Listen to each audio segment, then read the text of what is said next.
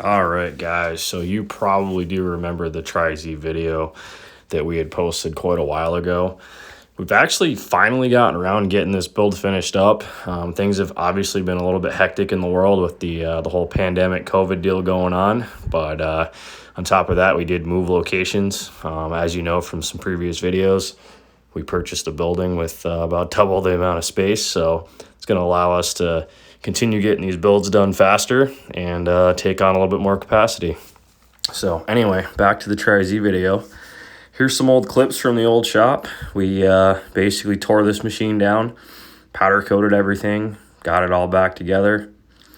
We, obviously got it to this stage that you're seeing in the video. And then when we brought it over to the new shop, we did the final touches on it. So as you can see here, just a little recap. Everything was sandblasted, powder coated, all new bearings, all new seals, forks were rebuilt. Just a little bit of a hectic project in terms of how dirty everything was. Very hard to get parts for the Yamahas. We had to do a little bit of research and pull some strings, but we were able to get everything for it. So the trans was pulled completely out. We did a full inspection. There was a little bit of damage to the case, nothing terrible. I mean, it's just, you can tell some signs of it actually being rebuilt already before, being the age of the machine. That's pretty common. So here's a little view here of the stator. You see some normal corrosion and dirt on it. Nothing we haven't seen before. I mean, we've been rebuilding bikes for going on 20 plus years now, so this is pretty common. So this flywheel had a couple issues on it. That's the piston that came out. But here's a view of the more or less corrosion. There's a chunk taken out too. Somebody used the wrong style of puller to actually remove that.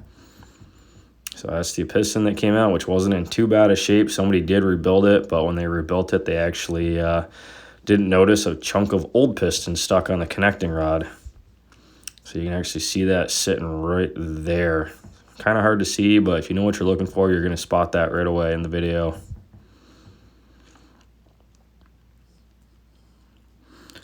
Everything was basically rebuilt. We put a new connecting rod on it. Had the cylinder bored out. Did an oversized piston, obviously, to clean up the bore. Bore wasn't in too bad a shape. It was on the standard bore, but being the age of it, it was egg-shaped. So we had to clean that up. Now, these cases were fully sandblasted, stripped down. We had repowder coated them too. I didn't get any pictures of that. We've just been unbelievably busy with everything, but I'm trying my best to get this project caught up for you guys just so you know where it's at. So there's a quick little shot of some close-ups there, and here's a stand back from a side view, basically, of the chassis. Again, same as what you saw in the previous clips. So here's another shot of the front end. You can see we were able to get the OEM fork boots on there. Again, everything was sandblasted, powder coated, cleaned right up for us. We do all the powder coating in-house, all the sandblasting, all that stuff. So anything you see on here, we've pretty much done in-house. So this swing arm had new pivot bearings installed. It's all freshly powder coated, new axle bearings, new seals. Everything was cleaned up. You see the chain adjusters even got powder coat on them. You know, this is an OEM style build, but overall, I mean, we were, as you're going to see moving forward, we did some different things to it than what OEM would have been. Here's a view of the gas tank. It is cool how these are on these under the seat. It is a little bit restrictive though because of the way the intake design is on these machines. It's nothing like the 250R Honda, but these things are definitely pretty sweet.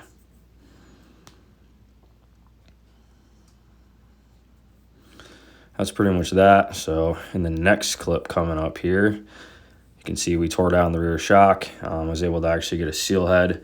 I did convert the shock body over to a Yamaha Warrior setup, and I ended up reusing the TriKES Resi. We had some issues with the old shock body being seized. It just was not in a rebuildable condition. So here's a clip from a previous video. I'm just throwing clips together here for you guys because we didn't have too many. But here's just a clip of where it was at. We started getting it back together. This is a couple weeks ago. And here's a close-up of the complete, basically powder-coated engine after it's been installed in the chassis. So everything, was, again, was sandblasted, powder-coated. This is a nice satin black finish. The headlight frame was powder-coated. Anything that was, you know, steel and able to actually be baked in the oven was redone. So there's a little bit of a walk around. So now you're finally getting to see what I'm talking about. It's not exactly an OEM build. Obviously, we changed the wheels and tires. So something about the way that front tire looks on there, I think it's pretty killer. If you haven't seen that tire before, we're going to be putting it on our website, bvctrikes.com. We're actually going to be starting a full page for that. We're going to be making some products for them and basically see where that goes. You know, we've had a lot of interest in these machines, so if you guys show the interest, we'll make what you want. So again, just a little walk around here. There's Tim Sr. in the background mixing up some fuel. He's been tinkering on this machine the last couple of weeks. I've been real busy myself, just running the mills and getting everything going, getting orders out the door. So him and his son Tim have been just tinkering on it, getting it together, taking our time. Here's another close-up here. Everything is real clean on it. I mean, you know, we powder-coated the heat shield, painted the exhaust. I mean, everything was in great shape to start. Just a couple, you know, like I said, the rear shock was in terrible shape. The forks were, you know, not bad. There's no rust on the chrome tubes, which is nice. But all the bearings, all the seals, all that stuff had to be freshened up. There's the stock wheel powder-coated black with the whole shot tire. And this thing is really just starting to look awesome. So I hope you guys enjoyed this video. Stay tuned for part 2. We're going to be getting some clips of this thing running. All right, guys. Also, new product alert for you TriZ guys. Here is a invert front-end kit that we've been working on with a customer of ours. It took us quite a while to get this dialed in. So we're basically running CRF 150R forks or CR85 forks, and we're going to be converting that on the TriZ. So you can run our 10-inch front wheel with our billet hub, our axle, our spacers, all that good stuff. Check out our website, bvctrikes.com. Tip for you guys, plastic wedge goes a long way. Couple bucks at Harbor Freight. Slide your tube right out. Doing this one-handed, of course.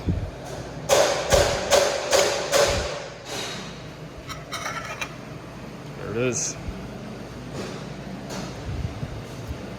Pop that out, good to go.